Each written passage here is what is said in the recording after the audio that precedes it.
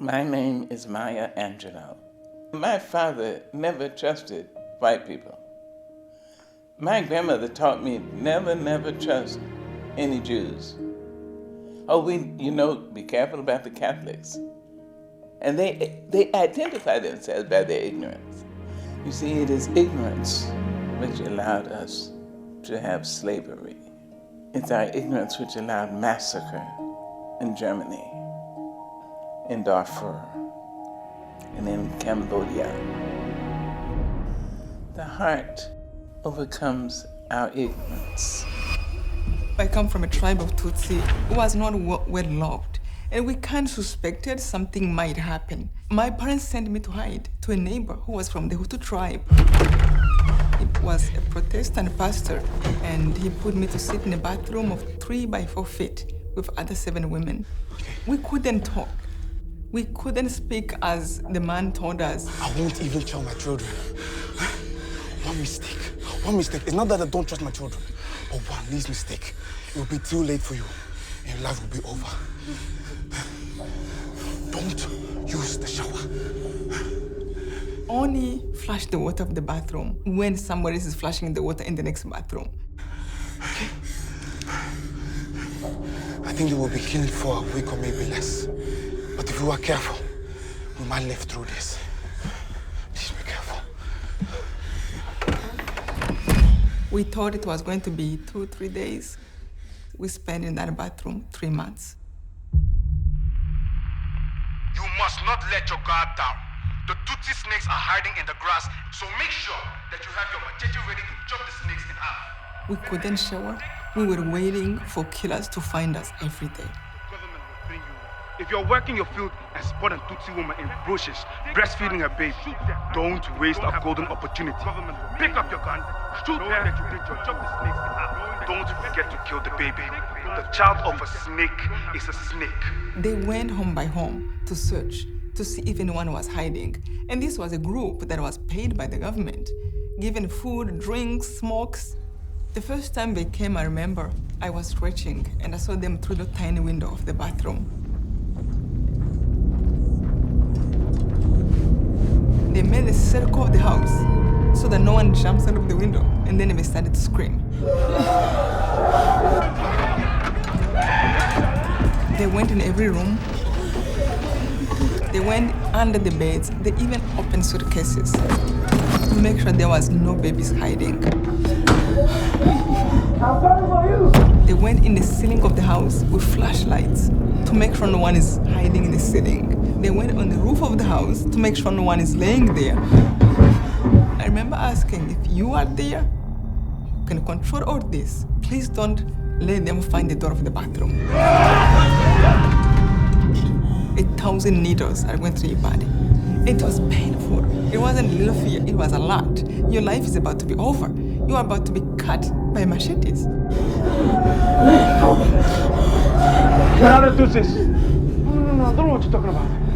I'm a good Hutu. I will never hide Tutsis. There are no Tutsis here. I don't want any problem with the government. You people, you know me. I should protect this house. First, those Tutsi rebels come and attack me for being such a good Hutu. They came right to the door of the bathroom. One of them touched the handle.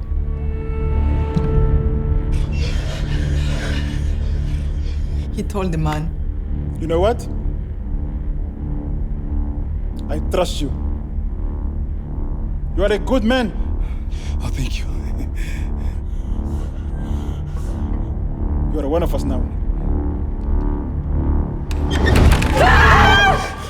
I mean, when we saw him, we jumped. We thought it was the killers finding us. You're safe now.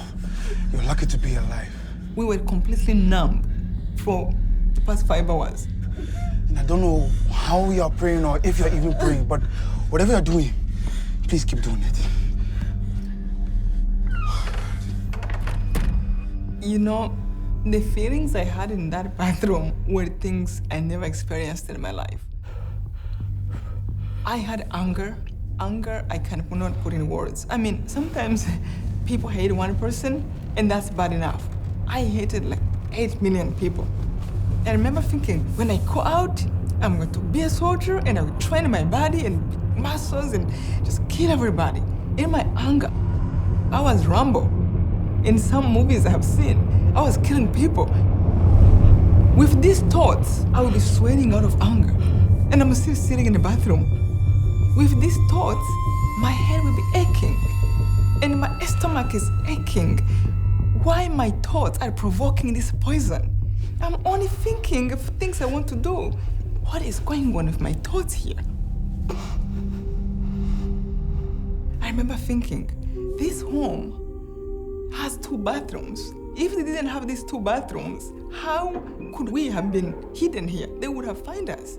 It was only home that had 2 bathrooms inside the house. And that made me feel good.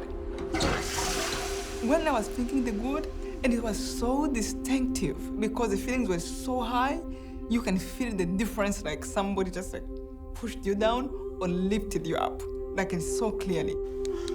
And I started thinking, you know, we can eat. Thank God this man has children.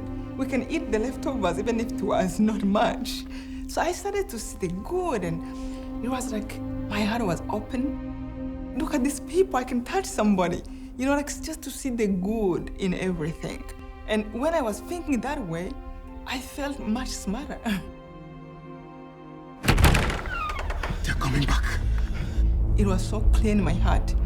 This time, they're going to find you. Pastor, push the wardrobe in front of the door so they're not going to see there is a door. No. Why? If they come there, I realize it wasn't here. I'm begging you.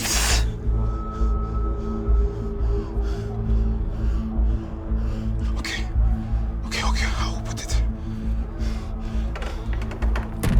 And it was so clear that I need to listen to that.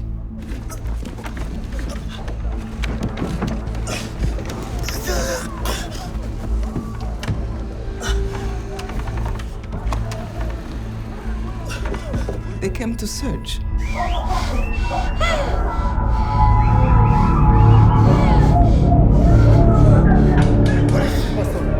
This is the last place she was seen. You know she's here. Imagine! One of them said, I have killed 399 cockroaches. And he said, I want Immaculate to be the 400. And I'm thinking, this man, I knew him. He was a schoolmate in elementary school. Someone I can call a friend. How can somebody say you killed 399 people by a machete? But he was proud. They went right in the wardrobe.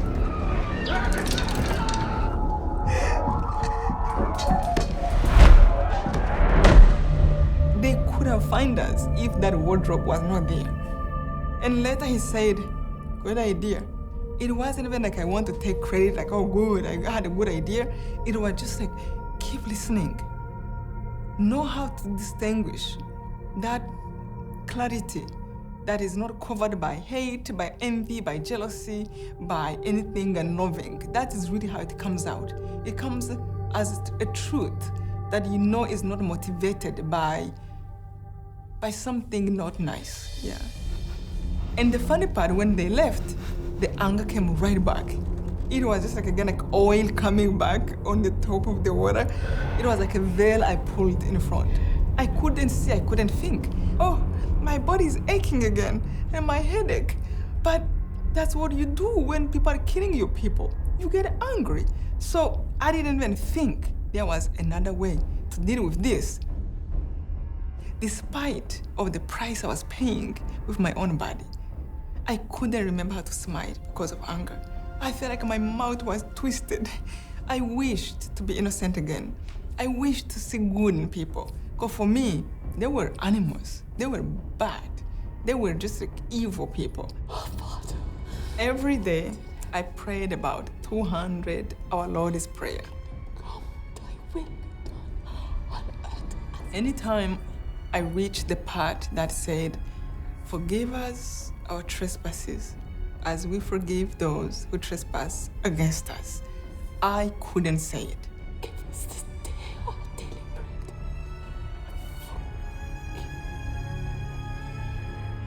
bread. Anytime I went through that part, it was like a red flag. And then I said, but how can I deal with it? Because I can't forgive, because this is unforgivable thing. They tried to kill me. How do you forgive such a thing? I wished I could, but it didn't make sense in my situation. So one time I said, wait a minute, I have a better idea. I thought, let me skip that part of the prayer, so then I don't have to say it, then I can say the rest. So then within me, God is okay, now he knows I'm not lying, because lies don't sit well in the body. And I started to skip it, and I felt so much better. Forever and ever, amen. So I edited it, and now these voices, you are editing his prayer. If I were you, I wouldn't try to edit his prayer. I can say this laughing today, but that time my world was crushed. I remember it was like giving up, or can I call it surrender? I went on my knees and I put my hands up and I begged God, I'm going to put back your prayer, because if you said pray this way, you must know it's the right thing to do. I'm putting it in your hands. If you know how to forgive, help me out. I'm willing. That was a big shift.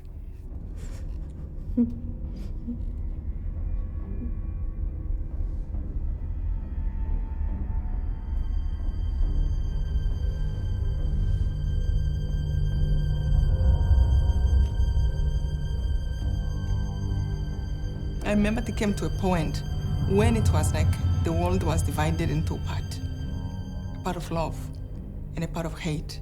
And a part of love are people like Mandela, like Mother Teresa, Gandhi, people who suffered. But no matter how much they suffer, they still stand up for truth. They still stand up for love, for defense of another human being's rights. And then on the side of hate, I see people like Hitler, like those who were causing genocide in Rwanda, who are vengeful, angry, like me at that time.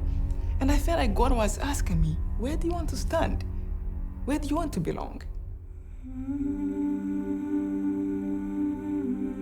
Do you want to belong to the side of love or the side of hate? And guess what? People who belong to the side of love, they have known injustice. They have known hate. They have known how to be treated bad, but it's your choice.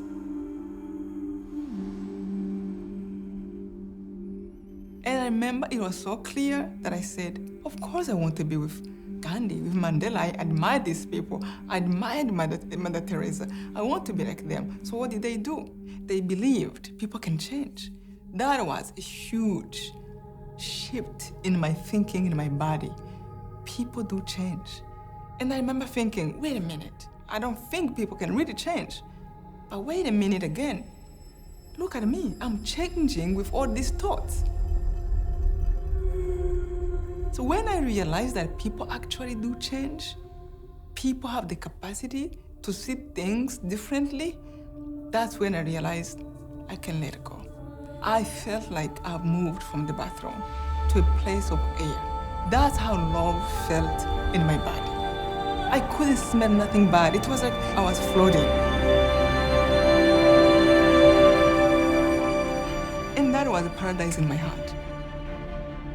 I thought about the killers. I truly felt compassion towards them. Imagine the person who killed 100 people, who have took away fathers and mothers from their kids. What are they going to become when they wake up one day and they realize what they're doing? Someone who begged them for life.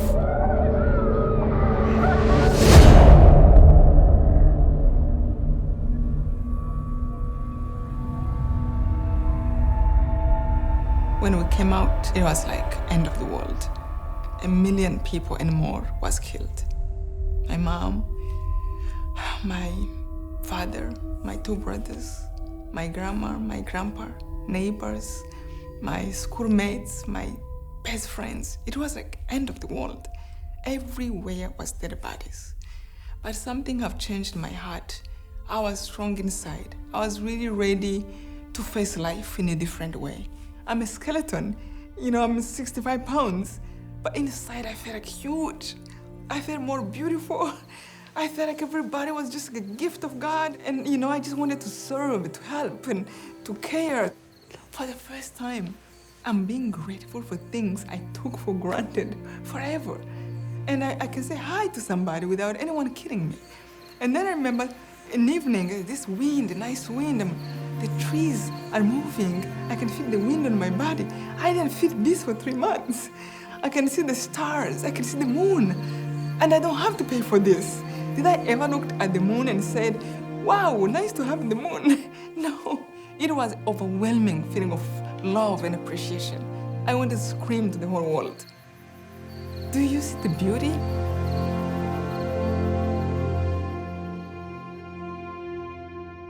Six months after the genocide, people used to tell me, you can't forgive this quick. It's too quick to be happy. You can't be smiling after what happened. And that really kind of made me question a little bit sometimes.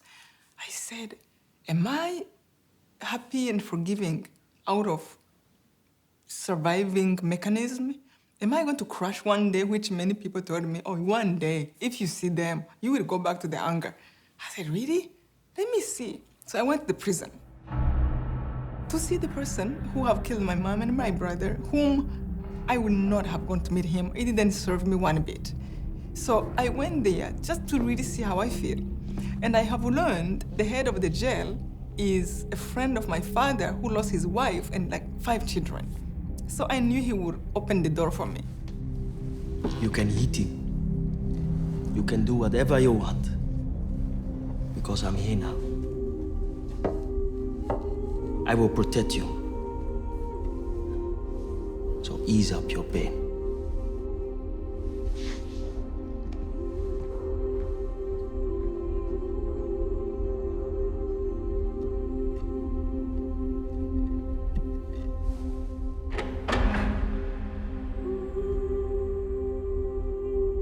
And he brought the man.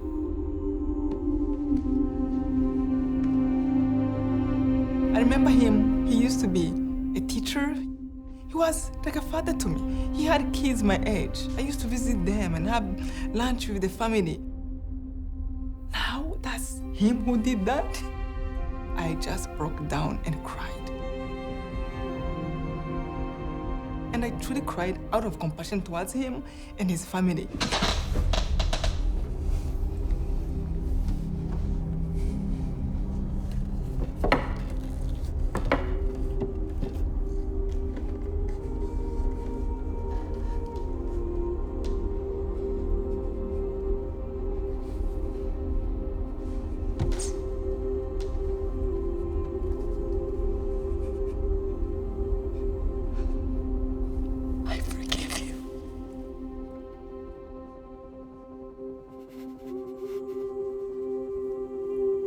I forgive you.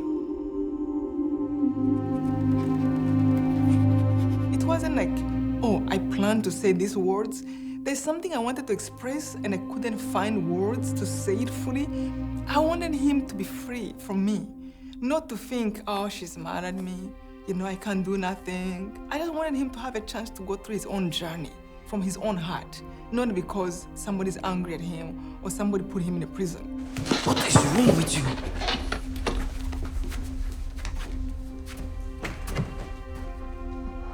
And the head of the jail was so mad. What is wrong with you? Huh? You do not know what he did to us? You do not love your parents, huh? You forget? I forgot that the man was there and actually lost his family too. And I really felt bad. You forgive a killer? Huh? What is wrong with you? What is wrong with you? Why did I forgive him? But I did. I wanted to. I wanted to free him. But it felt more like weakness. It felt like. But in some way, I knew it was the right thing. Forgiveness is everything. When I think of forgiveness, I'm brought to weep with gratitude that it exists. We cannot see tomorrow's sky, but the heart sees it. And we will be directed as how we should act in tomorrow's sky. More than likely, we already know. But if we don't, the heart will tell us if we listen.